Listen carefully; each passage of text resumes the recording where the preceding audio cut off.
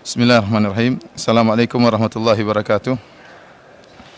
Innal hamdalillah nahmaduhu wa nasta'inuhu wa nastaghfiruhu wa natubu ilaih wa na'udzu billahi min syururi anfusina wa sayyiati a'malina.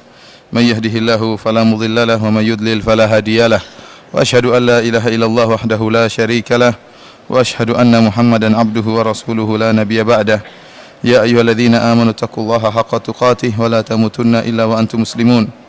يا أيها الناس اتقوا ربكم الذي خلقكم من نفس واحدة وخلق منها زوجها وبث منهما رجالا كثيرا ونساء واتقوا الله الذي تساءلون به والأرحام إن الله كان عليكم رقيبا يا أيها الذين آمنوا اتقوا الله وقولوا قولا سديدا يصلح لكم أعمالكم ويغفر لكم ذنوبكم ومن يطع الله ورسوله فقد فاز فوزا عظيما أما بعد فإن أصدق الحديث كتاب الله وخير الهدى هدى محمد صلى الله عليه وسلم وشر الأمور محدثاتها وكل محدثة بدعة وكل بدعة ضلالة وكل ضلالة في النار.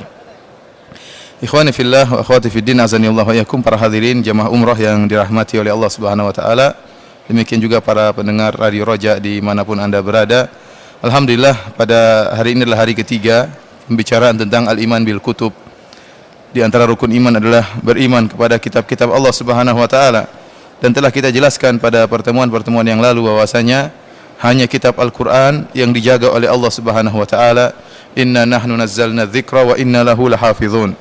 Kami yang telah menurunkan Al-Quran dan kami yang akan menjaganya. Adapun kitab-kitab suci yang lainnya seperti Taurat, Injil, maka tidak ada jaminan dari Allah Subhanahu wa taala dalam penjagaan kedua kitab tersebut. Bahkan Allah telah jelaskan bagaimana para ahlul kitab mereka telah mengadakan perubahan terhadap kitab-kitab suci mereka. Ya, sebagaimana telah saya isyaratkan pada pertemuan kemarin, mereka menyembunyikan sebagian ayat-ayat Allah, mereka menambah-nambahin ya sendiri yang mereka mengaku-ngaku sebagai ayat-ayat Allah, kemudian mereka merubah ya isi dalam Taurat, kemudian mereka juga mentafsirkan dengan tafsiran yang mereka kehendaki. Kemarin telah kita bahas tentang kitab Taurat, kitabnya orang-orang Yahudi, dan insyaallah pada malam hari ini kita akan membahas tentang kitab Injil ya, kitab Injil yang sebagaimana telah kita ketahui, Nabi Isa alaihissalam diberikan oleh Allah kitab Injil, wa atainahul Injil, kata Allah Subhanahu wa taala, dan kami berikan kepada Nabi Isa alaihissalam Injil. Para hadirin rahmati oleh Allah Subhanahu wa taala, sebagaimana yang telah saya jelaskan berulang-ulang bahwasanya Alkitab yang diyakini oleh orang-orang Nasrani sekarang ya, Alkitab terdiri atas perjanjian lama dan perjanjian baru. Dan telah kita jelaskan pada pertemuan kemarin, perjanjian lama terdiri atas 5 surat yang merupakan Taurat, dan sisanya tambahan-tambahan yang sangat jelas bukanlah dari Allah Subhanahu wa taala. Kemudian 5 surat pun yang kita sebutkan pada pertemuan kemarin ya, dari kitab Kejadian, Keluaran, kemudian kitab Imamat, kemudian kitab bilangan dan pengulangan ya, maka semuanya terjadi penyimpangan. Dalil-dalil menunjukkan bahwasanya telah terjadi penyimpangan pada kitab Taurat tersebut. Dan perjanjian lama termasuk dari Alkitab yang juga diyakini oleh orang-orang Nasrani. Oleh karenanya telah kita jelaskan kebatilan tentang isi kitab Taurat yang tidak mungkin berasal dari Allah Subhanahu wa taala. Pada kesempatan kali ini kita akan bahas tentang Injil ya. Kalau dilihat dari Alkitab, Injil perjanjian baru lebih tipis dari perjanjian lama. Perjanjian lama hampir mungkin 2 kali lipat dari perjanjian baru, cuma sekedar sepertiga dari Alkitab. Ya, bahwasanya perjanjian baru hanya sekedar ukurannya sepertiga dari Alkitab. Kemudian Injil pun cuma sedikit. Karena Injil berakhir pada Injil Yohanes ya. Ini Injil, 4 Injil yang terdapat yang diyakini oleh orang-orang Nasrani cuma sedikit. Dari Injil Matius, kemudian Injil Markus, kemudian Injil Lukas dan Injil Yohanes. Cuma sedikit, bayangkan. Sedikit. Sisanya Rasail Rusul. Sisanya adalah surat-surat yang ditulis oleh para rasul-rasul orang-orang Nasrani yang diyakini sebagai murid-muridnya Nabi Isa alaihissalam. Dan di antara risalah-risalah para rasul tersebut, surat-surat para rasul, 2/3-nya berisi surat-surat Paulus. 2/3-nya berisi surat-surat Paulus, yang sisanya merupakan surat-surat dari murid-muridnya Nabi Isa alaihissalam. Agar kita punya gambaran tentang Alkitab. Jadi saya ulangi ya, sebagian besar 2/3 adalah perjanjian lama, Taurat dan surat-surat yang lainnya yang telah kita bahas pada pertemuan kemarin, isinya adalah kebatilan dan bukan dari Allah Subhanahu wa taala. Kemudian adapun perjanjian baru pun hanya sedikit, 1/3 dari perjanjian baru hanya Injil, 4 Injil hanya tipis. Sisanya adalah Rasailur Rusul, surat-suratnya para rasul-rasul, yaitu surat-suratnya para murid-murid Nabi Isa alaihi salam. Kemudian dari surat-surat ini juga 2/3-nya adalah dari surat Paulus. Karena Paulus ini berbeda dari murid-murid Nabi Isa yang lain. Kita tahu murid-murid Nabi Isa ada yang mengatakan 8, ada yang mengatakan 12 orang. Paulus adalah orang yang lain. Paulus adalah dahulunya seorang Yahudi dan dia mengakui sendiri dalam risalahnya, dia mengatakan saya adalah dulunya seorang Yahudi, kemudian dia memusuhi orang-orang Nasrani, bahkan dia membunuhi orang-orang Nasrani. Kemudian pada tahun sekitar 36 Masehi setelah wafatnya Nabi Isa alaihissalam, maka dia berjalan ingin menyiksa atau ingin mengintimidasi orang-orang Nasrani. Tiba-tiba di tengah perjalanan turunlah Nabi Isa menegur Paulus yang namanya Shaul, dalam nama aslinya Shaul, ditegur oleh Nabi Isa alaihissalam. Kemudian terjadi dialog. Akhirnya jadilah Paulus menjadi seorang rasul. Karena Nabi Isa adalah Tuhan, ya menurut keyakinan mereka, maka Paulus menjadi seorang rasul. Dan ini suatu perkara yang sangat menakjubkan. Bagaimana tidak ada dalam sejarah seorang nabi atau seorang rasul tadinya penjahat kemudian tiba-tiba menjadi apa? Baik, jadi seorang rasul. Enggak ada dalam sejarah. Ini Paulus aneh. Dia mengaku sendiri dalam risalahnya bahwasanya dia memerangi orang-orang Nasrani, dia membunuh orang-orang Nasrani, dia membunuh orang-orang Nasara. Kemudian begitu kejamnya terhadap orang-orang Nasara pada tahun 30 sekian Masehi setelah wafat Nabi Isa, ya, beberapa tahun kemudian, maka dia pun sedang berjalan ingin mengintimidasi orang-orang Nasara dengan niat jahat. Di tengah perjalanan turunlah Nabi Isa sebagai Tuhan, mengangkat dia sebagai rasul. Ini menakjubkan. Maka setelah itu dia berubah drastis menjadi seorang rasul. Dan kita dapati ajaran-ajaran dia berbeda dengan ajaran-ajaran para murid-murid Nabi Isa yang lainnya. Ajaran-ajaran para murid Nabi Isa yang lainnya, sehingga terjadi pergesekan antara murid-murid Nabi Isa yang masih membawa risalah Nabi Isa bergesekan dengan ajaran yang dibawa oleh Paulus. Dan ajaran yang dibawa oleh Paulus, ya, ajaran yang dibawa oleh Paulus bermacam-macam. Di antaranya ada masalah akidah tatslits, meyakini bahwasanya trinitas. Kemudian ada akidah yang masalah penebusan dosa.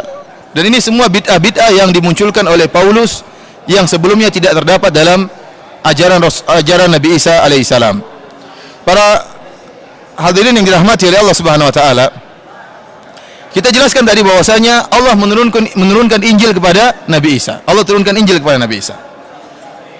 Akan tapi kalau kita perhatikan Injil yang 4 ini, Injil Matius, Markus, Lukas dan Yohanes, maka orang-orang Nasara pun yakin dan mereka meyakini ini bukan Injil yang diturunkan Allah kepada Nabi Isa. 4 Injil ini adalah ibarat dari sejarah yang ditulis oleh 4 orang ini, Matius, Markus, Lukas dan Yohanes, tentang sejarah Nabi Isa, bagaimana kehidupan Nabi Isa, bagaimana perkataan Nabi Isa sampai wafatnya Nabi Isa. Jadi bukan Injil yang Allah turunkan kepada Nabi Isa. Oleh karena kalau kita tanyakan kepada orang-orang Nasara, mana Injil yang Allah turunkan kepada Nabi Isa, mereka tidak akan bisa jawab. Mereka akan hanya menyebutkan 4 Injil ini. 4 Injil tersebut, siapa ini? Matius, Markus, Lukas dan Yohanes. Matius dan Yohanes diyakini sebagai murid-muridnya Nabi Isa, sebagai hawariyin. Di antara 12 orang tersebut ada Petrus, ya, di antaranya ada Matius dan Yohanes. Ini di antara murid-murid Nabi Isa yang disebut dengan hawariyin. Adapun Markus dan Lukas, maka mereka bukan murid-murid Nabi Isa. Markus adalah muridnya Petrus, salah satu murid Nabi Isa punya murid. Jadi kalau kita istilahnya tabi'in, ya. Jadi kalau Nabi Isa sebagai nabi, maka hawariyin sebagai sahabat. Matius sahabatnya Nabi Isa, Yohanes sahabatnya Nabi Isa. Adapun Markus adalah muridnya Petrus, salah seorang sahabat Nabi Isa, sehingga Markus kedudukannya seperti tabi'in. Kemudian Lukas adalah muridnya Paulus, semakin jauh lagi. Paulus ini masuk Nasrani, dia tidak ketemu dengan Nabi Isa. dan dia tiba-tiba menjadi seorang rasul setelah wafatnya Nabi Isa alaihissalam. Dari sini bisa kita bayangkan ternyata Injil-Injil ini ya menjadi permasalahan. Kenapa dimasukkan Markus dan Lukas, sementara kedua orang ini, Markus dan Lukas, bukanlah murid-murid Nabi Isa. Yang murid-murid Nabi Isa dalam Injil cuma dua, Matius dan Yohanes. Para hadirin yang dirahmati oleh Allah Subhanahu wa taala. Kemudian setelah diteliti, mereka orang-orang Nasrani pun tidak bisa menjelaskan tentang siapa dua orang ini, Lukas dan Markus. Tidak ada penjelasan yang gamblang tentang dua orang ini sehingga diketahui dia thiqah atau tidak kedua orang ini. Satunya muridnya Paulus, satunya muridnya Petrus. Kemudian tidak ada dalil juga yang menunjukkan bahwasanya Injil Matius ini benar-benar ditulis oleh seorang yang namanya Matius yang muridnya Nabi Isa. Nggak ada dalilnya, mereka tidak bisa menemukan dalil. Tidak ada sanadnya. Jadi Injil-Injil ini semua nggak ada sanadnya. Tidak seperti kita. Kalau kita ya, jadi Injil-Injil ini ibarat seperti buku sejarah yang ditulis oleh para sahabat Nabi Isa. Tiba-tiba ada buku-buku sejarah, tidak bisa dipastikan bahwasanya ini tulisan muridnya Nabi Isa, nggak ada sanadnya. Tiba-tiba ada buku sejarah tentang Nabi Isa. Dan ketahuilah para hadirin, ternyata Injil-Injil yang ada bukan cuma 4, bahkan ada sekitar 100 Injil.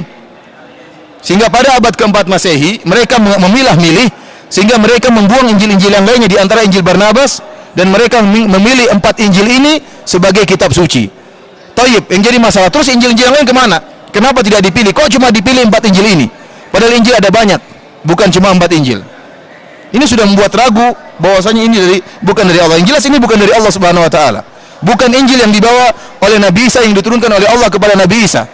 Tetapi ini adalah tulisan-tulisan dua murid Nabi Isa tentang, taruhlah kita terima ini benar-benar tulisannya Matius dan Yohanes, muridnya Nabi Isa, kita katakan ini juga bukan Injilnya Nabi Isa.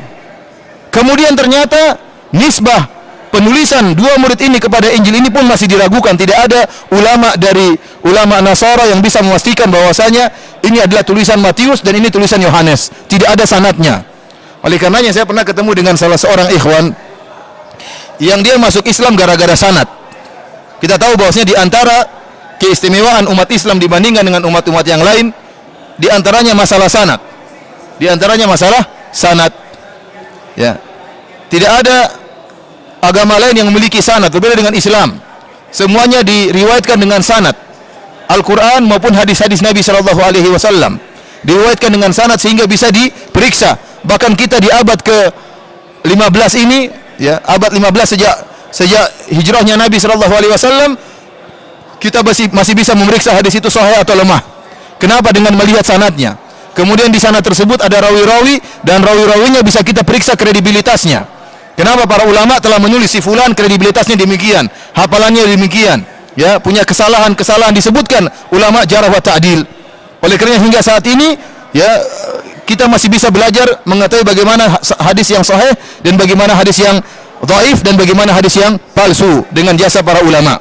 Adapun agama yang lain mereka tidak punya sanad. Di antara yang orang-orang Nasrani mereka tidak punya sanad. Injil-Injil mereka ini bermasalah. Mana sanadnya sampai kepada penulis-penulis Injil tersebut?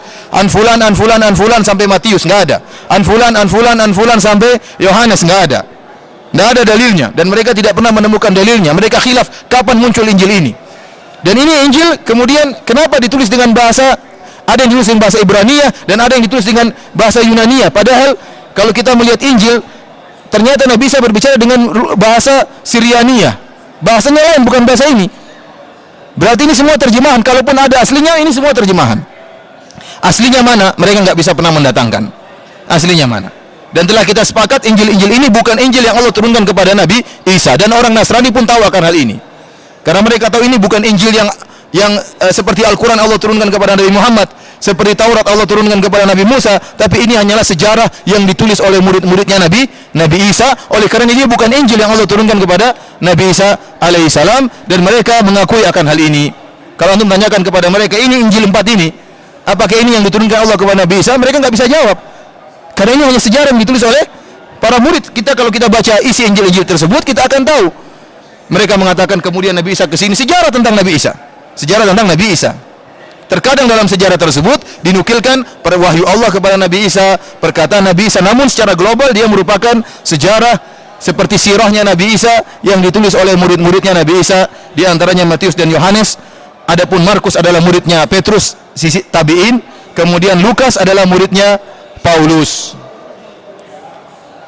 Lihat, ini cuma sedikit dari Injil. Sisanya adalah surat-surat dari murid-murid Nabi Isa, dan 2/3-nya adalah Paulus. Seperti saya katakan tadi, Paulus ini yang membuat banyak bid'ah dalam Nasara, dan dia yang menjadi pemberi keputusan, sehingga akidahnya orang-orang Nasara kembali kepada perkataan-perkataannya Paulus.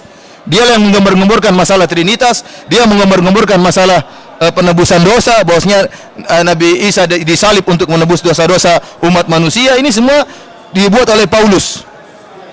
Dan kita tahu sejarah Paulus bagaimana dia mengaku sebagai seorang rasul yang diutus oleh Tuhan Isa, padahal tadinya membunuhi kaum Nasrani. Tatkala sedang berjalan ingin membunuh kaum Nasrani, tiba-tiba menjadi seorang rasul. Dan ini aneh, tidak ada dalam sejarah seorang nabi atau seorang rasul penjahat kemudian sedang mau berbuat kejahatan, tiba-tiba Allah angkat menjadi rasul. Ini nggak ada, kecuali Paulus saja, kecuali Paulus.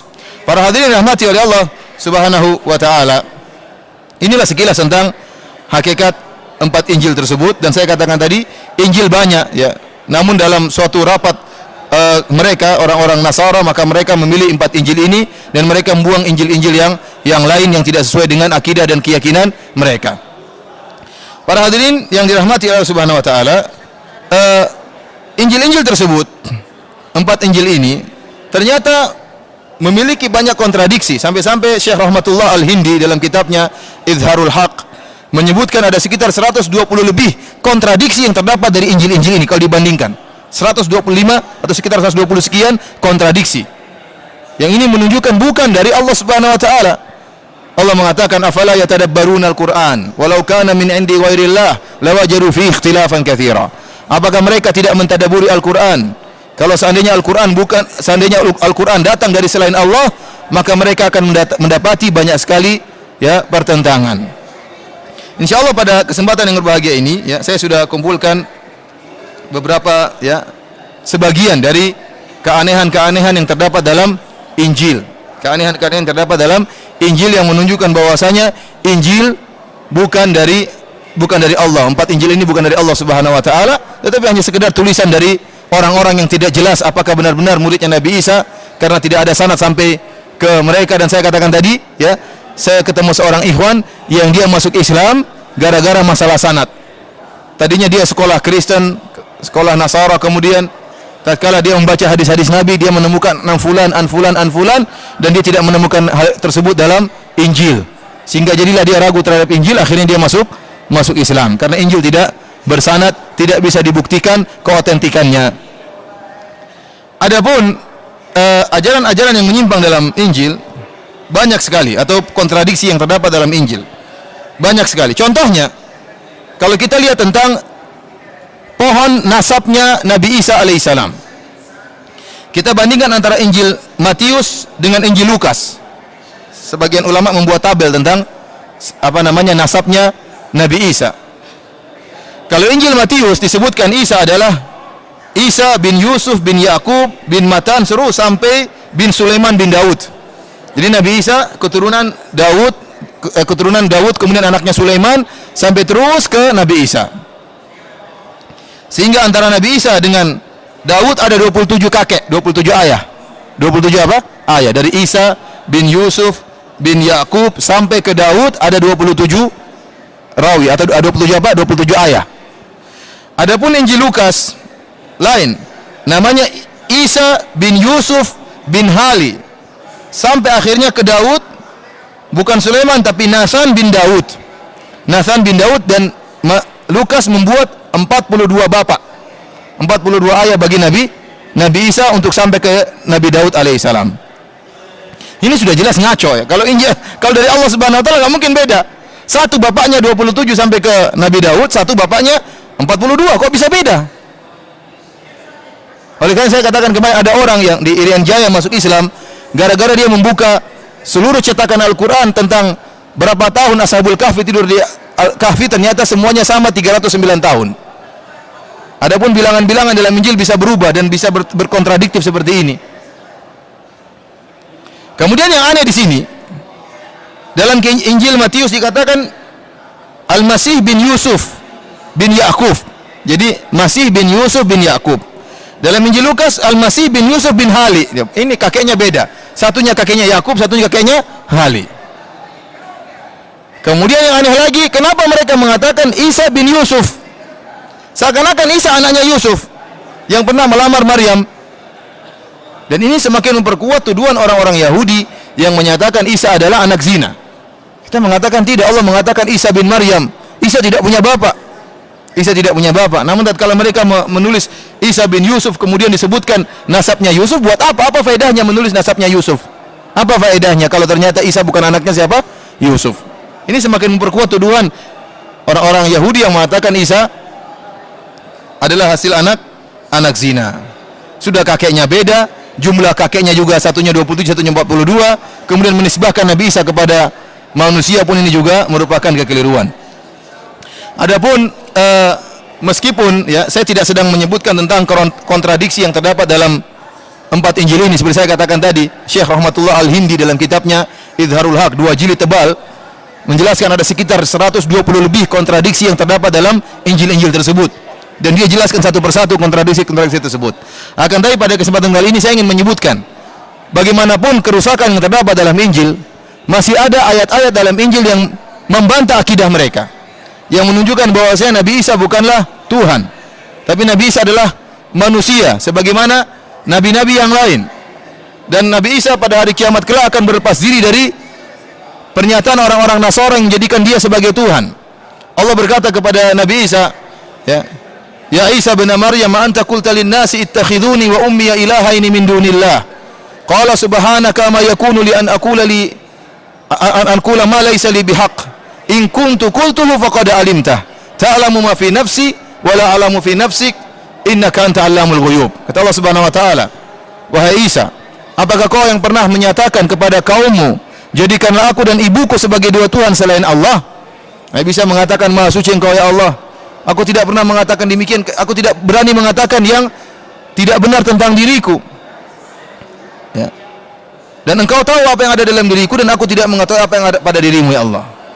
Ma qultu lahum illa ma amartani bihi an ibudullaha rabbi wa rabbakum wa kuntu alaihim syahidan ma dumtu fihim.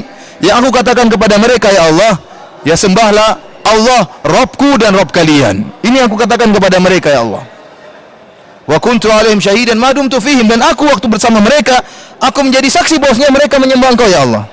Falamma tawaffaitani, tatkala Engkau mengangkat aku, mematikan aku atau mengangkat aku ke langit, kunta anta raqiba alaihim, aku tidak tahu apa yang mereka perbuat, Engkau yang menjadi saksi atas perbuatan mereka. Jadi bisa mengatakan waktu saya masih hidup saya tidak pernah mengatakan demikian, dan mereka menyembah Allah. Dan saya katakan meskipun Injil penuh dengan kerusakan, namun masih ada ayat-ayat yang menunjukkan akan hakikat ini, bahwasanya Nabi Isa adalah manusia dan bukan Tuhan. Dan saya akan sebutkan bukti-bukti bahwasanya Nabi Isa bukanlah Tuhan dari Injil. Yang pertama, Yesus dalam Injil disebutkan dia makan dan minum. Yesus makan dan minum. Dan ini telah disebutkan oleh Al-Quran untuk membantah orang-orang Nasara yang menyatakan Yesus sebagai anak Allah. Allah mengatakan, Mal Masih ibnu Maryam illa rasulun qad khalat min qablihi ar-rusul wa ummuhu siddiqah kana ya'kulani ta'am. Kata Allah Subhanahu wa taala, tidaklah Masih bin Maryam kecuali seorang rasul, dan telah lalu seperti dia rasul-rasul yang lain. Dia bukan rasul yang baru, sebelumnya sudah ada rasul-rasul yang lain.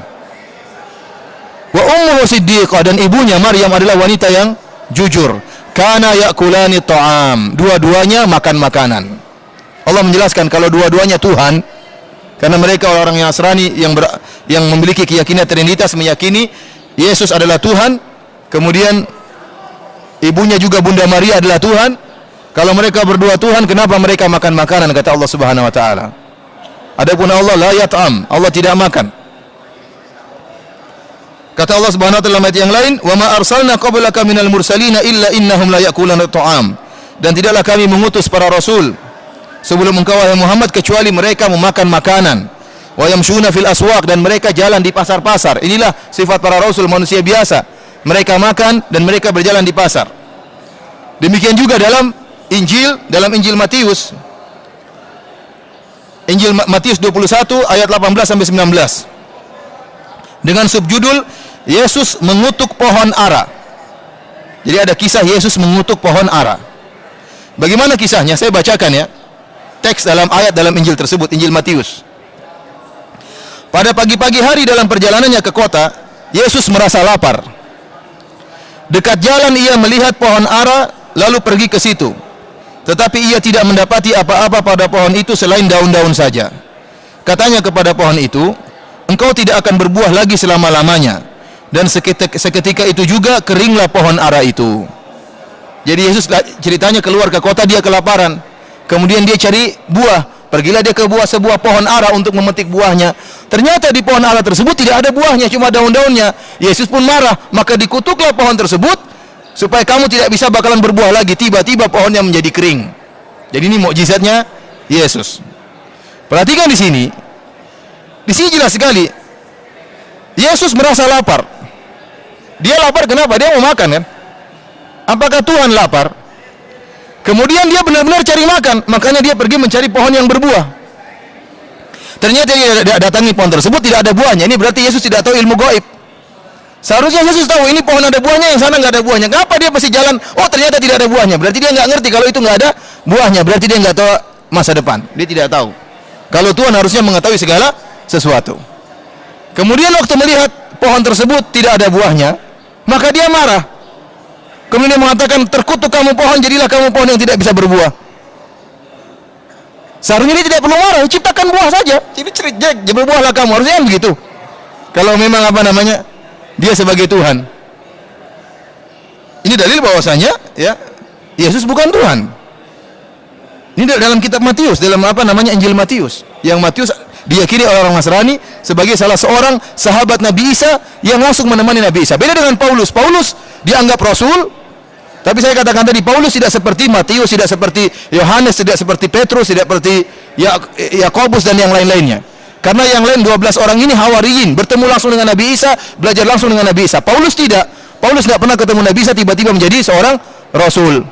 Padahal persyaratan seorang rasul menurut orang-orang Nasara harus berhubungan langsung dengan Nabi Isa. Namun dia berhubungan dengan Nabi Isa tatkala Nabi Isa sudah meninggal, turun sebagai Tuhan. Matius sebagai seorang rasul menulis hal ini. Nabi Isa lapar, kemudian cari makan, kemudian nggak dapat makanan, marah, kemudian pohonnya dikutuk. Ini menunjukkan Isa bukanlah Tuhan. Kalau Tuhan tidak mungkin lapar. Kalau Tuhan tidak mungkin lapar. Kalau lapar tinggal bim salah bim kenyang ya. Ini nggak kenyang juga. Atau buahnya langsung disulap buahnya jadi buah ya, gampang kan, nggak perlu repot-repot. Ngapain marah-marah ya? Tidak pantas sebagai seorang Tuhan kemudian marah-marah. Kemudian yang kalau mau dimarah ya Allah yang harus dimarah. Kenapa tuh pohon mau dimarah? Wong pohonnya nggak punya salah. Pohonnya nggak, dia cuma terima pasrah dari Allah Subhanahu Wa Taala, tumbuh buah atau tidak urusan Allah, bukan urusan pohon. Tidak pantas Yesus marah kepada pohon yang tidak punya kehendak. Kalau dia marah sama manusia yang punya kehendak, disuruh nggak ngeyel ya, mungkin dimarahin, wajar. Ini pohon nggak punya salah apa-apa, dia tinggal tumbuh. Ya, kalau Allah tidak turunkan hujan, tidak tumbuh pohon tersebut, kenapa pohonnya harus dimarah? Kalau dimarah, harusnya yang dimarah adalah Allah Subhanahu Wa Taala yang menjadikan pohon tersebut tidak berbuah. Terkumpulkan dalam ayat ini, dalam ayat Matius ke-21 tadi, ayat ke-18 sampai 19, bahwasanya Yesus lapar, Yesus mencari makan, kemudian Yesus tidak tahu ilmu gaib, buktinya tidak tahu kalau pohon itu tidak punya buah, tetap dia pergi aja ke pohon tersebut. Kemudian dia marah kepada pohon yang tidak punya kehendak apa-apa. Ya, harusnya dia marah kepada Allah, bukan kepada pohonnya. Kemudian dia tidak bisa menciptakan buah. Tidak bisa menciptakan buah. Kemudian para hadirin rahmati Allah Subhanahu Wa Taala,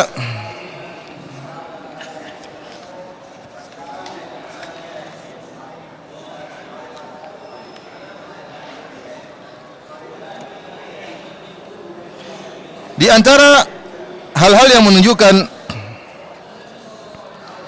Yesus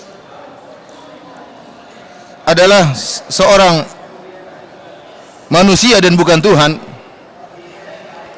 yaitu Yesus sholat dan berdoa. Yesus sholat dan berdoa. Dan ini paling banyak disebutkan dalam Injil. Yesus sholat dan berdoa. Contohnya dalam Injil Lukas. Injil Lukas nomor 5 ayat 16. Disebutkan, akan tetapi ia dalam kurung Yesus mengundurkan diri ke tempat-tempat yang sunyi dan berdoa. Yesus berdoa. Dalam Lukas 6:12 disebutkan pada waktu itu pergilah Yesus ke bukit untuk berdoa. Dan semalam-malaman ia berdoa kepada Allah. Semalam suntuk dia berdoa kepada Allah. Bayangkan disebutkan, semalam-malaman ia berdoa kepada Allah. Ini saya ambil semua dari Injil ini, Injil versi Indonesia. Disebutkan sini, semalam-malaman ia berdoa kepada Allah, semalam suntuk berdoa kepada Allah. Dalam Injil Matius disebutkan, maka sampailah Yesus bersama murid-muridnya ke suatu tempat yang bernama Getsemani. Lalu ia berkata kepada murid-muridnya, duduklah di sini sementara aku pergi ke sana untuk berdoa. Dalam Injil Matius 14:23, dan setelah orang banyak itu disuruhnya disuruhnya pulang, Yesus naik ke atas bukit untuk berdoa seorang diri. Yesus berdoa. Dan banyak ayat-ayat seperti ini, ya. Dalam Lukas 9:29, ketika ia sedang berdoa, rupa wajahnya menjadi putih berkilau-kilauan. Dalam Injil Lukas, kemudian ia menjauhkan diri dari mereka kira-kira sepelembar batu jaraknya, lalu ia berlutut dan berdoa. Bayangkan, Yesus berlutut dan berdoa, merendahkan dirinya. Dalam Lukas 22:44, Yesus sangat ketakutan dan makin bersungguh-sungguh untuk berdoa. Peluhnya menjadi titik-titik darah yang bertetesan ke tanah. Jadi Yesus ketakutan sampai keringatnya seperti darah jatuh menetes di tanah. Dia berdoa. Ini dalil bahwasanya Yesus bukannya Tuhan. Kalau dia Tuhan, dia berdoa kepada siapa? Kalau dia Tuhan, dia berdoa kepada siapa? Dia sujud kepada siapa? Apakah dia berdoa kepada dirinya sendiri? Terus ngapain kemudian dia menyepi, kemudian dia berdoa? Disebutkan berdoa kepada Allah. Kalau Tuhan tidak pantas beribadah, apakah ada Tuhan beribadah? Tuhan itu diibadahi. Tuhan bukan beribadah. Sini jelas bahwasanya Tuhan beribadah, meminta. Ya, berarti Yesus meminta, berdoa, memohon kepada zat yang lain, menunjukkan dia bukan Tuhan. Kemudian juga disebutkan bagaimana Yesus ketakutan. Apakah pantas Tuhan ketakutan? Ketakutan sampai keringatnya bercucuran seperti kita. Kalau kita ketakutan gimana, gemetar, keringat bercucuran. Apakah Tuhan ketakutan? Sejak kapan ada Tuhan yang takut? Oleh karenanya kalau Nabi bisa takut. Manusia, Nabi Musa pernah takut, Nabi Muhammad SAW pernah takut, Nabi-Nabi yang lain pernah takut. Namun sebagaimana bisa pernah takut? Kalau dia seorang Tuhan, seorang Tuhan tuh nggak nyambung ya. Yesus tuh seorang Tuhan. Kok Tuhan, nggak nyambung. Kalau dia adalah Tuhan, maka dia tidak akan perlu takut. Karena alam semesta semuanya di bawah naungan dia. Dia hanya mengatakan kun fayakun. Tapi tatkala dia ketakutan menunjukkan dia bukan Tuhan. Di antara ayat yang menunjukkan dia ketakutan, seperti dalam ayat 36 Injil Lukas, dikatakan di sini, perhatikan sini. Maka sampailah Yesus bersama murid-muridnya ke suatu tempat yang bernama Getsemani. Lalu ia berkata kepada murid-muridnya, duduklah di sini, sementara aku ke sana pergi untuk berdoa. Dan ia membawa Petrus dan kedua anak Zebedeus sertanya. Maka mulailah ia merasa sedih dan gentar. Gentar. Tuhan kok sedih? Tuhan kok gentar? Lalu katanya kepada mereka, hatiku sangat pedih. Bayangkan, Yesus mengatakan apa? Hatiku sangat pedih, seperti mau mati rasanya. Jadi Tuhan mengatakan hatiku sangat sedih dan sepertinya mau mati. Tuhan mengatakan mau mati. Ini tidak pantas jadi Tuhan seperti ini. Kok Tuhan mengatakan mau mati? Kemudian Yesus berkata, tinggallah di sini dan berjaga-jagalah denganku. Bayangkan, Yesus mengatakan jaga saya. Tuhan minta dijaga. Tuhan minta dijaga. Maka ia maju sedikit, lalu sujud dan berdoa. Ini dalam Injil Lukas. Lalu dia maju sedikit setelah minta dijaga, setelah ketakutan dan rasanya mau mati, dia pun maju sedikit dan dia pun sujud dan berdoa. Apa katanya dalam doanya? Perhatikan di sini. Ya Bapakku, jikalau sekiranya mungkin, biarlah cawan ini lalu daripadaku. Tapi janganlah seperti yang ku kehendaki, melainkan seperti yang engkau kehendaki. Yesus mengatakan, ya Bapakku. Dia sedang ngomong sama zat yang lain. Kalau Yesus itu Bapa, ngapain dia ngomong sama dirinya sendiri? Kalau Bapa itu Yesus, kalau Allah itu Yesus, terus Yesus ngomong sama dirinya sendiri. Kemudian dia membedakan, kata dia, janganlah seperti yang ku kehendaki, wahai Bapa, melainkan seperti yang engkau kehendaki. Yesus mengatakan, jangan ikuti kehendakku, tapi ikutilah kehendakmu. Berarti beda antara dua kehendak. Berarti Yesus lain, Bapa lain. Yesus lain, Allah lain. Dan ia berkata kepada Petrus, tidakkah kamu sanggup berjaga-jaga 1 jam dengan aku? Disuruh jaga Yesus 1 jam. Berjaga-jagalah dan berdoalah supaya kamu jangan, bayangkan dia mengatakan suruh berdoa kepada Allah. Kata dia berjaga-jagalah dan berdoa, minta pertolongan sama Allah Subhanahu wa taala. Kalau dia Tuhan enggak perlu dia suruh murid-muridnya untuk berdoa kepada Allah. Yesus mengatakan berjaga-jagalah dan berdoalah supaya kamu jangan jatuh ke dalam pencobaan. Roh memang penurut tapi daging lemah. Lalu ia pergi untuk kedua kalinya dan berdoa, katanya, ya Bapakku, jikalau cawan ini tidak mungkin lalu kecuali apabila aku meminumnya, jadilah kehendak-Mu. Kemudian dia berdoa untuk ketiga kalinya. Dan demikianlah Yesus berdoa berulang-ulang. Bahkan Yesus sujud. Jadi dalam ayat ini disebutkan Yesus berdoa, Yesus sujud, Yesus ketakutan. Ya, Yesus mengatakan kehendakku tidak sama dengan kehendak-Mu wahai Bapa. Yesus minta untuk dijaga-jaga oleh muridnya, ya, dan Yesus rasanya mau mati. Ya. Ini semua menunjukkan Yesus bukanlah Tuhan. Kemudian dalil yang menunjukkan Yesus bukan Tuhan, Yesus dicoba oleh setan. Bayangkan, Yesus dicoba oleh setan. Setan ini kurang ajar sekali, berani mencoba Tuhan. Ya. Kita tahu dalam Al-Quran, iblis tahu Allah adalah Tuhannya.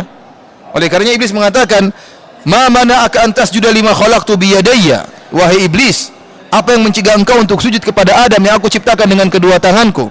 Iblis mengatakan, ana khairun minhu, khalaqtani min nar wa khalaqtahu min tin. Aku lebih baik daripada dia wahai Allah. Engkau ciptakan aku dari api dan kau ciptakan Adam dari tanah. Iblis mengatakan, khalaqtani min nar. Kau ciptakan aku ya Allah. Iblis tahu Allah adalah apa? Tuhannya. Makanya tatkala dia bersumpah untuk menyesatkan manusia, dia mengatakan, fa bi izzatika, demi keperkasaan engkau ya Allah. Kata iblis, la ghwiyannahum ajmain, saya akan sesatkan mereka semuanya. Iblis bersumpah dengan keperkasaan siapa? Allah Subhanahu wa taala. Dia tahu Allah sebagai Tuhannya. Ini sekarang ada iblis kurang ajar mau mencoba Tuhan.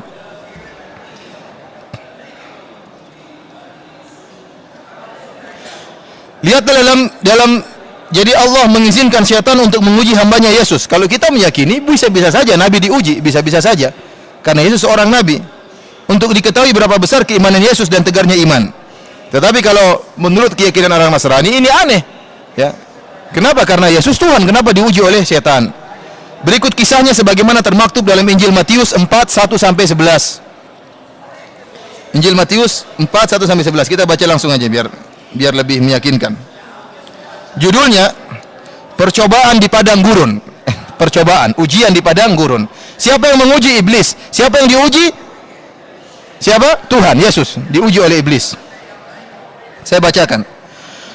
Maka Yesus dibawa oleh roh ke padang gurun untuk dicobai iblis. Yesus dibawa roh ke padang gurun. Jadi roh siapa? Maksudnya mungkin maksudnya malaikat Jibril. Jadi Yesus dibawa sama roh. Ya. Karena Yesus tidak tahu mungkin bagaimana cara ke gurun, maka harus dibawa sama apa? Tuhan nggak tahu pergi ke gurun, maka dibawa oleh apa? Malaikat Jibril. Sampai di sana untuk dicoba oleh iblis. Dan setelah berpuasa 40 hari dan 40 malam, akhirnya laparlah Yesus. Jadi Yesus berpuasa, Tuhan berpuasa, biasanya makan, kemudian satu hari Yesus berpuasa. Mereka ini orang Nasrani mengatakan, ini bukti Yesus Tuhan. Buktinya Yesus bisa tidak makan 40 hari.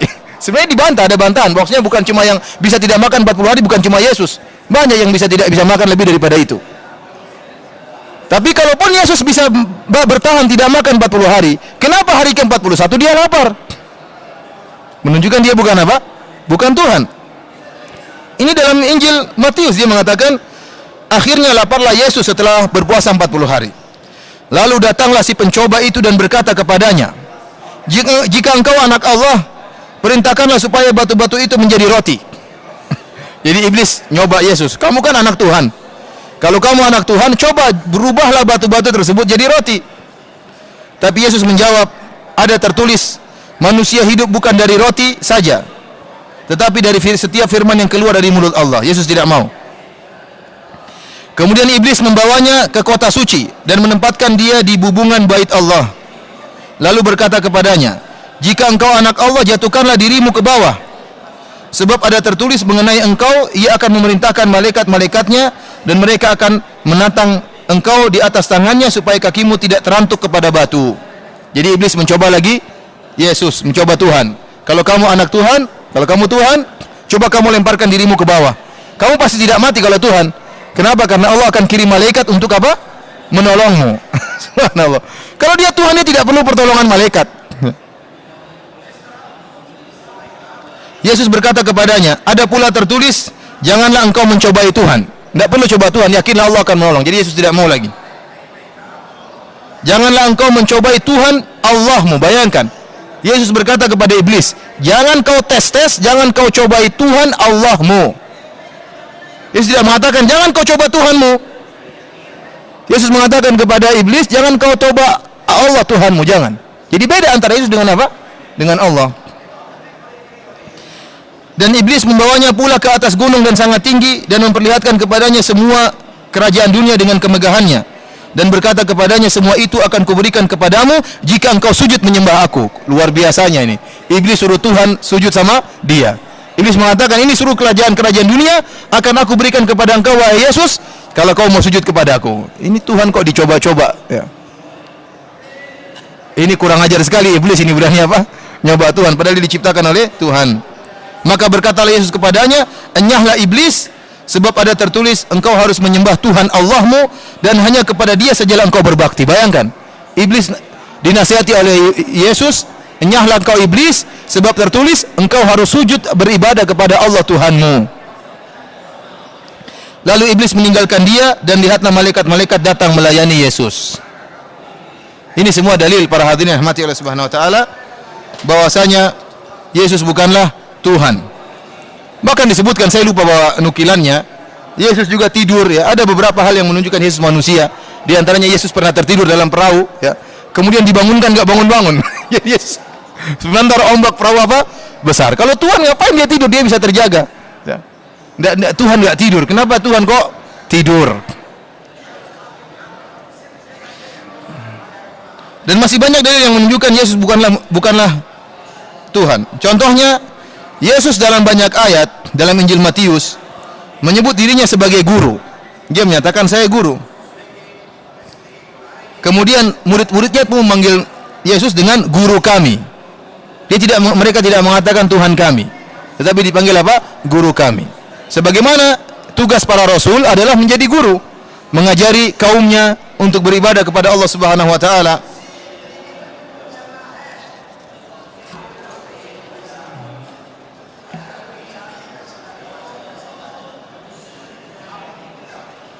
Demikian juga Yesus menyatakan dia adalah utusan. Ini juga dalil yang tegas bahwasanya dia bukan Tuhan.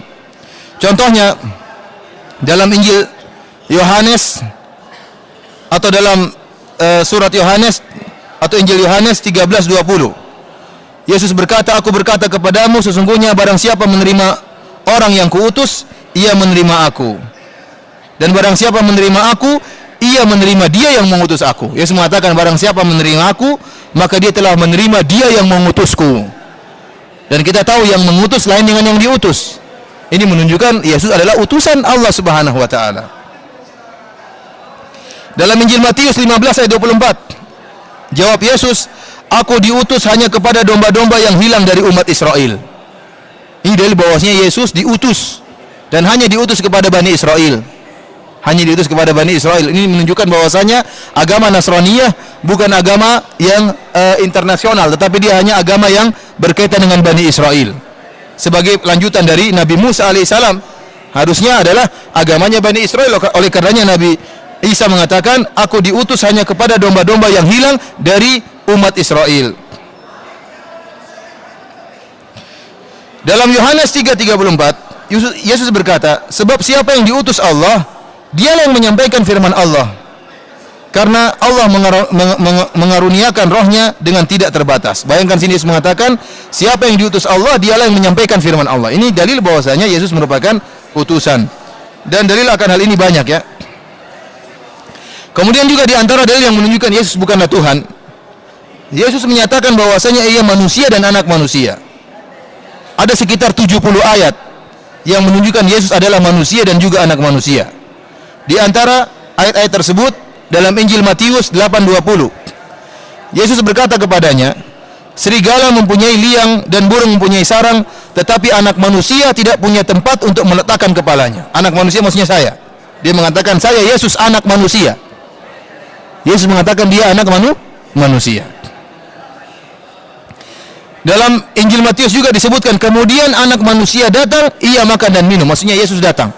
Disifati oleh murid-muridnya sebagai anak manusia yang datang lalu makan dan minum. Dan banyak dalil yang menunjukkan akan hal ini. Di antara dalil yang menunjukkan juga bahwasanya Yesus bukanlah manusia. Yesus berteriak memanggil Bapa tatkala dia akan meninggal. Di antara perkataan terakhir yang diucapkan oleh Yesus tatkala ia disalib menunjukkan akan kelemahannya dan ketidakmampuannya serta menunjukkan penghambaannya kepada Allah. Dalam Injil Matius 27:46 disebutkan, kira-kira jam 3 berserulah Yesus dengan suara nyaring. Dia berteriak, Elia, Elia, lima sabachthani. Ya, artinya, Allahku, Allahku, mengapa engkau meninggalkan aku? Yesus teriak. Seakan-akan dia protes, ya, kenapa dia ditinggalkan, kok dia disiksa, tidak ditolong. Dia mengatakan, ini saya tidak yakin dalam ini tidak dalam Al-Quran tidak demikian. Allah mengatakan, wa ma qataluhu wa ma salabuhu walakin syubbiha lahum. Mereka tidak membunuh Nabi Isa dan mereka tidak menyalib Nabi Isa, akan tapi ada orang diserupakan dengan Nabi Isa. Wa ma qataluhu yakinan, mereka ragu, mereka tidak yakin membunuh Nabi Isa.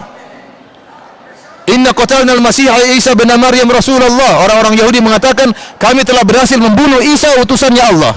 Allah bantah, wa ma qataluhu wa ma salabuhu. Mereka tidak membunuh Nabi Isa dan mereka tidak menyalib Nabi Isa, walakin syubbiha lahum, tetapi ada orang yang diserupakan dengan Nabi Isa.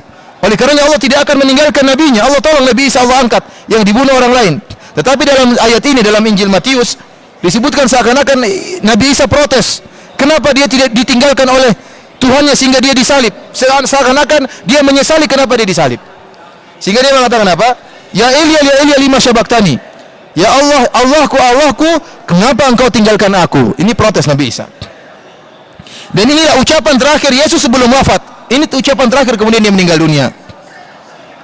Kalau ini benar, berarti menunjukkan kalau saya tidak meyakini kebenaran perkataan ini, karena yang disalib bukan Nabi Isa.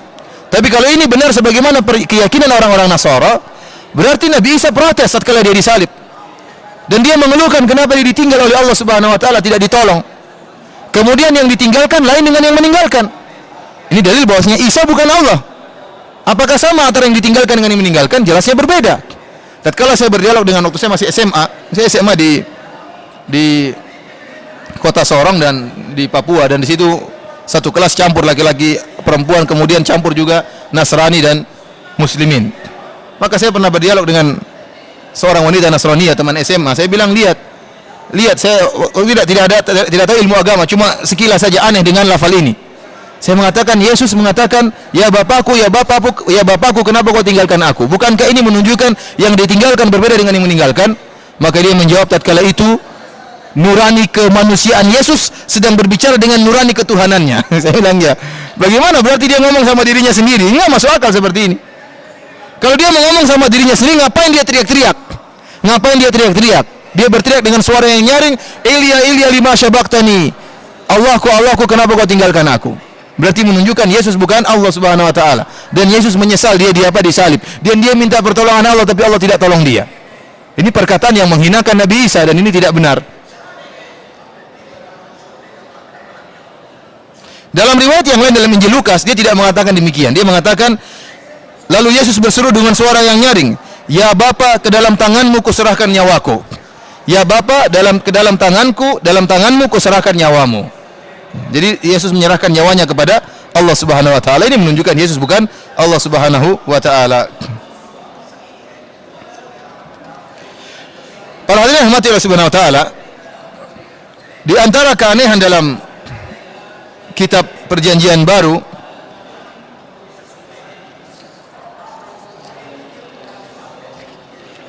yaitu tentang konsep keselamatan. Mereka meyakini, orang Nasrani, bahwasanya Nabi Adam telah berdosa. Setelah Nabi Adam berdosa, maka dosanya diwariskan kepada seluruh anak turunannya. Dosa turunan. Dan dosa ini tidak akan hilang kecuali datang penebus dosa. Siapa penebus dosa? Nabi Yesus. Jadi Allah menjelma jadi manusia, atau Allah bersatu dengan manusia, kemudian masuk dalam rahimnya Maryam selama 9 bulan. Jadi Allah numpang di situ 9 bulan. Kemudian Allah keluar jadi bayi, kemudian berkembang jadi manusia biasa sampai jadi Nabi Isa. Kemudian dia akhirnya disalib sebagai penebus dosa yang diwariskan oleh Nabi Adam alaihissalam. Sehingga tatkala seandainya Nabi Isa tidak diutus, seandainya Allah tidak turun jadi Nabi Isa untuk disalib, jadi Tuhan harus disalib dulu supaya dosa-dosa bisa ditebuskan. Seandainya Nabi Isa tidak disalib, maka dosa tidak akan ditebus. Maka semua umat manusia akan masuk neraka gara-gara dosanya tidak ditebus. Ini akidahnya orang-orang Nasrani.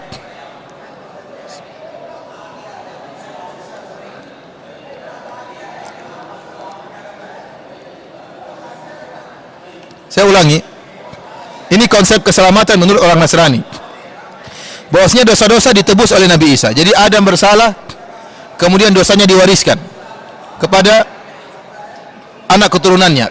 Di antara anak keturunan Adam para nabi, ada Nabi Idris, Nabi Ibrahim, Nabi Musa, Nabi Daud, Nabi Sulaiman. Semuanya tetap ada punya dosa warisan tersebut. Tidak bisa hilang dosa tersebut. Seandainya Nabi Isa tidak diutus, maka seluruhnya masuk neraka. Kenapa? Karena dosanya masih warisan. Tetapi Allah karena sayangnya kepada hamba-hambanya, Allah mengirim Isa, atau Allah menjelma jadi manusia, sampai mengorbankan dirinya harus jadi manusia, sampai mengorbankan dirinya harus numpang di rahimnya Maryam selama 9 bulan, kemudian keluar dari kemaluannya Maryam, harus mengorbankan dirinya demikian, kemudian hidup sebagai manusia lapar dan ketakutan dan sedih dan macam-macamnya, kemudian harus dikorbankan untuk disalib. Allah dikorbankan dirinya disalib supaya kemudian dosa-dosa ditebus. Inilah keyakinan orang-orang Nasrani. Dan ini keyakinan konsep dosa yang aneh, konsep penebusan dosa yang aneh. Dan ini tidak terdapat dalam agama-agama yang lainnya. Kalau kita perhatikan seluruh agama, seluruh aliran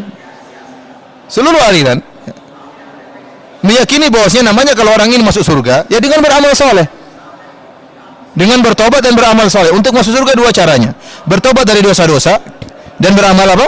Beramal soleh. Ini baru bisa masuk surga. Jangan merasa ada dosa kita yang ditebus. Dan akidah seperti ini menjadikan orang Nasrani terkadang mengejek kaum muslimin. Dia mengatakan, lihat orang muslim susah masuk surga, dosa besar aja 70 itu dosa besar, belum dosa-dosa kecilnya. Kata mereka. Kita Nasrani sudah ada penebus dosa, sehingga mereka kemudian bermudah-mudahan dalam bermaksiat. Kenapa? Karena dosa mereka semua sudah ditebus oleh siapa? Yesus. Seharusnya kalau mereka tahu mereka sudah ditebus dosanya, sebaliknya mati aja sekalian cepat, meninggal kemudian masuk surga sekalian. Karena ngapain hidup lama-lama di dunia sementara dosa mereka sudah ditebus bakalan masuk surga. Adapun kita umat Islam nggak ada yang merasa yakin masuk surga. Kita terus beramal, memohon kepada Allah. Kita tidak tahu bagaimana nasib kita. Masing-masing menolong dirinya masing-masing. Nabi Muhammad tidak bisa menjamin. Nabi Muhammad berkata kepada putrinya, "Ya Fatimatu bintu Rasulillah, salini min mali ma syi'ti la ugni anki min Allahi syai'a." Wahai putriku Fatimah, mintalah hartaku akan aku berikan, tapi saya tidak bisa tolong kamu. Ini kata Nabi Muhammad SAW kepada putrinya. Bagaimana dengan selain putrinya? Adapun umat Islam meyakini Nabi Adam telah diampuni dosanya oleh Allah Subhanahu wa taala. Tidak ada dosa warisan. Ini dongeng saja ya, ada dosa warisan. Apakah Nabi Adam seorang nabi, tatkala dia berdosa, dia bertobat atau tidak? Secara logika sehat, akal sehat, dia bertobat atau tidak? Bertobat. Jangankan Nabi Adam, kita aja kalau berdosa kita bertobat. Insya Allah kita bertobat. Padahal kita bukan nabi, jauh dari nabi. Terlalu banyak kekurangan. Apalagi sekelas Nabi Adam, tatkala tahu dia bersalah, dia pasti bertobat. Dan itulah yang Allah sebutkan dalam Al-Quran, dia bertobat. Fatalaqa Adamu min rabbih kalimatin fataba alaihi. Maka Nabi Adam bertobat dan tobatnya diterima oleh Allah Subhanahu wa taala. Kalau Nabi Adam bertobat, tobatnya diterima atau tidak? Diterima. Allah Maha Pemurah lagi Maha Penyayang. Dalam kamus orang-orang Nasrani, berarti Nabi Adam tidak bertobat. Atau kalau dia bertobat, tobatnya tidak diterima. Kenapa? Dosanya harus diwariskan. Ini aneh.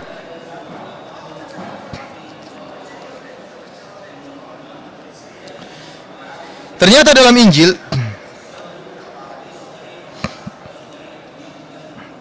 tobat seorang bisa terjadi meskipun Nabi Isa belum disalib. Jadi tobat bisa dihasilkan meskipun Nabi Isa belum disalib. Contohnya ada seorang pezina yang bertobat dengan mengalirkan tangisan tobatnya kepada Yesus. Maka Yesus berkata kepadanya, tetapi dia, sang wanita, membasahi kakiku dengan air matanya dan menyekanya dengan rambutnya. Dosanya yang banyak telah diampuni. Lalu ia berkata kepada perempuan itu, Yesus berkata kepada perempuan itu, dosamu telah diampuni. Ini dalil bahwasanya wanita ini, pezina ini bertobat dan dosanya diampuni, tidak ada dosa warisan. Padahal Nabi Isa belum disalib, Nabi Isa masih hidup. Kemudian juga untuk bisa meraih surga dalam Injil Matius dijelaskan dengan beramal soleh. Ada seorang datang kepada Yesus dan berkata, Guru, perbuatan baik apakah yang harus kuperbuat untuk memperoleh hidup yang kekal? Maka Yesus berkata, apakah sebabnya engkau bertanya kepadaku tentang apa yang baik? Hanya satu yang baik.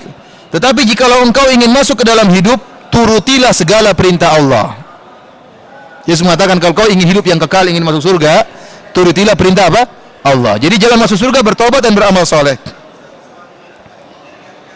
Yesus berkata kepada murid-muridnya dalam Matius 19 ayat 23. Matius 19 ayat 23, Yesus berkata kepada murid-muridnya, Aku berkata kepadamu, kepada kalian wahai murid-muridku, sesungguhnya sukar sekali bagi seorang kaya untuk masuk ke dalam kerajaan surga.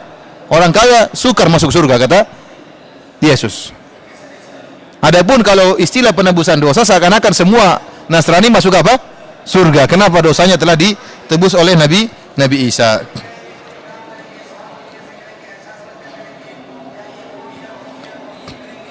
Dan akidah tentang penebusan dosa, Yesus disalib untuk menebus dosa, inilah akidah buatan Paulus ya, dalam risalah-risalahnya yang terdapat di bagian terakhir dari Injil Perjanjian Baru. Dan saya sebutkan ya nukilan-nukilannya, namun waktu tidak mencukupi.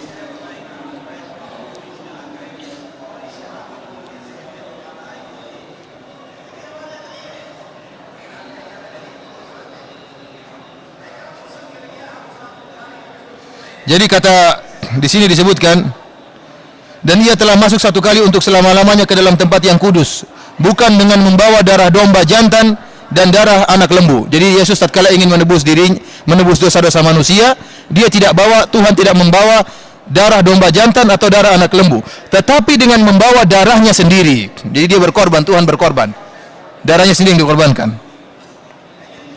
Betapa lebihnya darah Kristus oleh roh yang kekal telah mempersembahkan dirinya sebagai persembahan yang tidak bercacat. Para hadirin rahmati Allah Subhanahu wa taala, ya.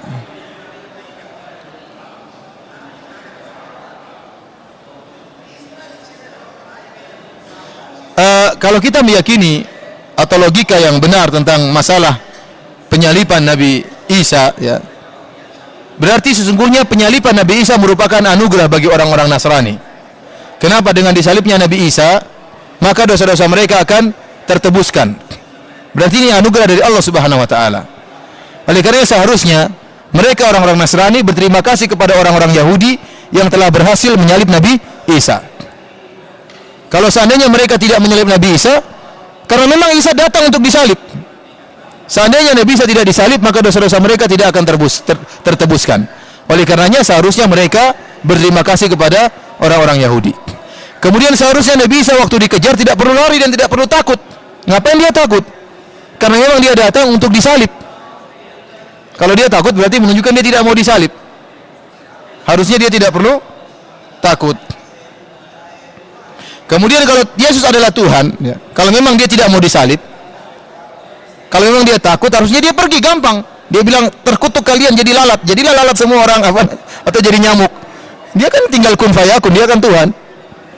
Kenapa kemudian dia takut, kemudian ini, kemudian gelisah, ya, akhirnya ditangkap, akhirnya disalib, kemudian dihinakan di hadapan banyak orang, kemudian dikeluarkan darahnya. Ini semua pengorbanan yang luar biasa dari seorang Tuhan. Ini menunjukkan dia bukan Tuhan.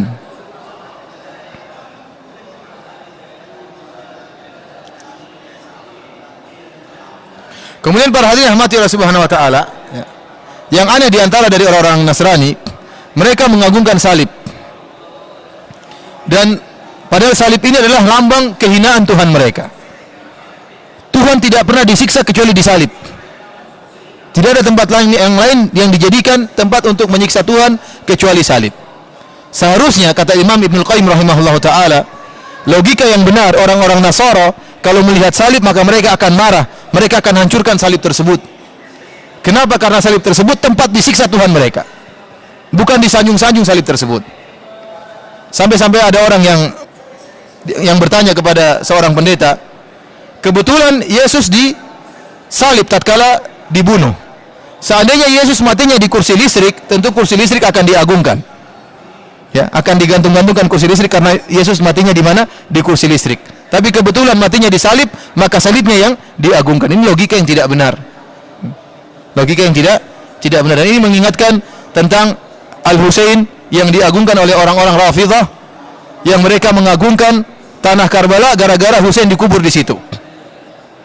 Ini aneh. Seharusnya mereka ya membenci tanah Karbala karena disitulah dibunuhlah Husain. Dibunuh di tanah tersebut. Bahkan Husain tatkala sampai di tanah tersebut, dia merasa sedih. Dia mengatakan karbun wabala, yang artinya bencana dan malapetaka. Ini malah tanah tersebut sekarang jadi tanah yang suci, menjadi tanah haram. Ya. Yang seandainya Husain radhiyallahu anhu tidak mati di situ, maka tanah tersebut jadi tanah biasa, seperti tanah Jawa atau tanah Irian Jaya, nggak ada bedanya. Karena kebetulan dia mati di situ, jadilah tanah suci. Oleh karenanya seharusnya mereka berterima kasih dengan pembunuh Husain, karena mereka mencintai tanah tersebut. Seandainya Husain tidak mati di situ, tidak meninggal di situ radhiyallahu anhu, maka tanah tersebut jadi tanah biasa. Karena kebetulan dia meninggal di situ, jadilah tanahnya menjadi tanah yang ajaib, menjadi obat ya, dimakan menjadi obat, kemudian menjadi tanah haram, lebih suci daripada Mekah dan Madinah keyakinan mereka ya. Gara-gara Husain dikubur di situ. Dan ini logika yang aneh. Seharusnya mereka benci dengan tanah tersebut. Kenapa? Karena disitulah terbunuh ya Husain radhiyallahu taala anhu. Para hadirin rahmati Allah Subhanahu wa taala, kemudian setelah Yesus disalib, Yesus mati, Yesus dikuburkan. Yesus dikuburkan, Tuhan dikubur. Sekarang saya tanya sama antum, waktu Tuhan dikubur, Allah lagi kemana? Tuhannya lagi mati sekarang. Allah tatkala itu ikut mati atau lagi kemana? Inilah saya sampaikan pertanyaan yang sering menjadikan orang masuk Islam. Dan di Arab Saudi banyak orang-orang Filipina yang masuk Islam gara-gara pertanyaan ini. Mereka ditanya, Yesus mati nggak? Mati. Dalam Injil disebutkan dia mati. Dikubur, iya dikubur. Waktu dikubur Allah lagi kemana? Bapak lagi kemana? Lagi ikut mati sama Yesus apa lagi enggak? Mereka bingung. Kalau mereka bilang Bapak lagi pisah, berarti Allah lain, Yesus lain. Sementara mereka meyakini Allah itu Yesus, Yesus adalah Allah. Kalau mereka bilang Allah ikut mati, berarti Tuhan, dunia lagi kosong, nggak ada Tuhannya. Jadi bingung mereka. Akhirnya mereka banyak yang masuk Islam.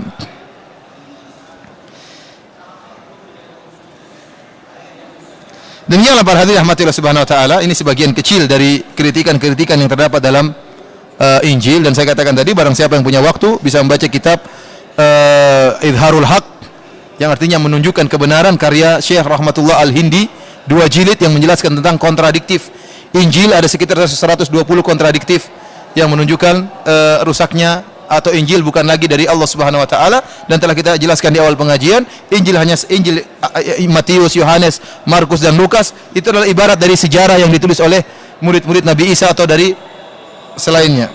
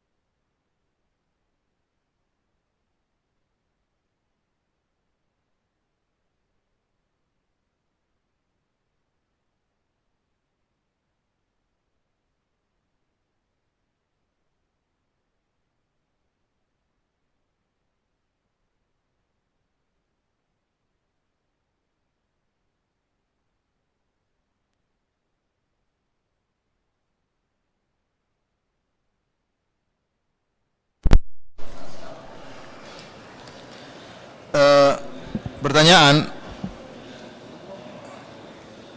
Jadi demikian yang bisa kita sampaikan tentang masalah Injil. Sekarang yang ingin bertanya saya persilahkan. Pertanyaan pertama, mengapa kaum Nasrani tidak menyadari atas kejanggalan-kejanggalan Injil dan tetap menuhankan Nabi Isa? Banyak di antara orang Nasrani yang mereka taklid buta. Mereka taklid apa? Buta. Dan mereka tidak berusaha mempelajari Injil sebagaimana mestinya. Dan mereka tidak pernah membaca Al-Quran. Kalau seandainya mereka membandingkan Al-Quran dengan Injil, mereka akan tahu ya, bahwasanya Al-Quran kitab suci dan Injil bukan. Terlalu banyak kontradiktif dalam Injil. Kebanyakan mereka ibadah cuma seminggu sekali, kemudian nyanyi-nyanyi, kemudian pulang selesai. Kapan waktunya apa? Belajar Injil secara mendetail. Tidak seperti umat Islam belajar hadis, belajar tafsir. Dalam mereka tidak ada seperti itu. Tidak ada kajiannya paling sekedar akhlak atau menambah keyakinan. Tidak ada pembahasan ahkam, tidak seperti Islam. Islam kita ada kitab Bulughul Maram, bahas hadis-hadis, masalah hukum, masalah tafsir, riwayat-riwayat. Mereka tidak ada, kan aslan tidak ada sanadnya. Gimana mau dipelajari? Dan mereka kebanyakan dalam kondisi apa? Taklid. Dan hidayah di tangan Allah Subhanahu wa taala ya. Hidayah di tangan Allah Subhanahu wa taala. Kemudian pertanyaan berikutnya, sahabat Nabi Isa kok aneh-aneh? Matius, Petrus. Ini enggak tahu ya bahasa anunya ya, bahasa aslinya. Tapi kalau di dalam bahasa Arab diterjemahkannya Mata, Yohanna. Tapi kalau diterjemahkan dalam bahasa Yunani mungkin jadi Petrus, Matius ya. Oleh karenanya kalau kita mau menamakan anak-anak kita dengan nama-nama sahabat Nabi Isa, khawatirnya disangka orang Kristen ya. Matius, kalau kita sebut Mata mungkin, Yohanna ya itu istilah Arab. Karena mereka lain seperti Sulaiman, mereka sebutkannya Salomo. Itu Nabi Sulaiman tapi sebutnya Salomo. Daud disebut David ya, apa namanya lain ya. Ya. Apa namanya? Zuleha jadi apa? Julia. Oleh karenanya susah kalau kita mau namakan dengan nama-nama ini karena ini istilah orang Kristen. Istilah orang Kristen. Matius sebenarnya nama-nama orang soleh ya. Nama-nama orang soleh. Nama-nama para sahabatnya Nabi Isa. Namun dalam istilah mereka ada us-usnya semua. Matius, Petrus, kemudian Paulus, Lukas, Yakobus dan macam-macamnya ya. Kalau dalam Arab tidak, Arab kalau Mata, Yohanna ya lain. Tidak tahu ini asalnya mungkin sepertinya bahasa Yunani. Bahasa apa? Yunani. Allah alam bisawab. Karena Injil yang ada bukan dalam bahasa Syriania, bahasa yang merupakan bahasanya Nabi Isa tidak, tapi ada dalam lugah Ibriyah dan ada juga dalam kebanyakan bahasa Yunani. Naskah aslinya dari Injil-Injil yang ini aja tidak ada. Kita tidak bicara tentang Injil yang Nabi Isa bukan. Tapi Injil Matius, Yohanes, Paulus dan Lukas dan Markus ini saja tidak ada teks aslinya. Tidak ada teks asli, semuanya terjemahan. Ada yang bertanya?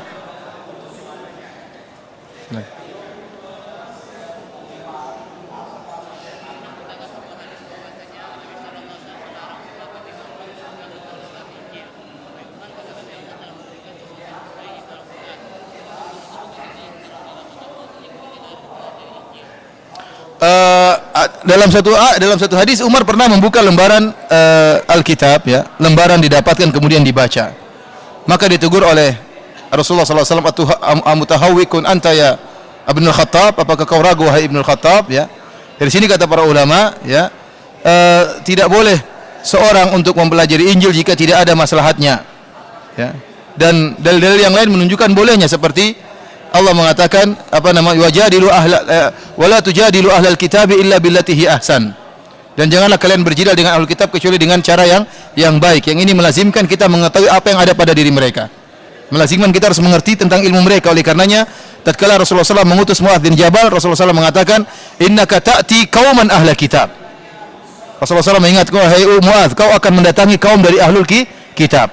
Jadi yang dilarang adalah membaca Alkitab dalam rangka mencari petunjuk, tidak boleh.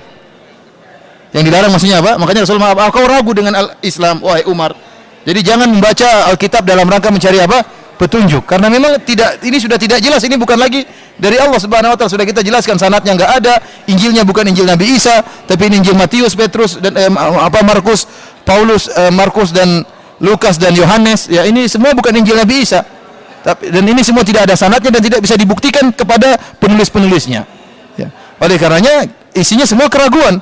Oleh karenanya tidaklah kita membaca kecuali untuk menunjukkan kontradiktif yang terdapat dalam Alkitab, ya, dan tidak mungkin kita berjidal dengan mereka kecuali dengan membongkar ketidakontentikannya Alkitab. Caranya dengan membaca Alkitab. Dan ini dilakukan oleh para ulama. Oleh karenanya para ulama menulis tentang hal ini. Seperti Imam Ibn Taimiyah rahimahullah dalam kitabnya Al-Jawabu As-Sahih Liman Baddala Dinal Masih. Jawaban yang benar terhadap orang yang merubah agamanya Nabi Isa. Kemudian Hidayatul Hayara karangannya Al-Imam Ibnu Qayyim rahimahullahu taala juga membahas tentang kitab Injil. Oleh karenanya yang dilarang adalah membaca Injil dalam rangka mencari hidayah. Tetapi kalau dalam rangka mengkritik untuk menunjukkan kebenaran kepada mereka, maka ini dituntut. Dan ini konsekuensi dari berdebat dengan mereka. Kata Allah, "Wala tujadilu ahlal kitabi illa billati hi ahsan." Jangan kalian mendebati ahlul kitab kecuali dengan cara yang baik. Ada lagi yang bertanya?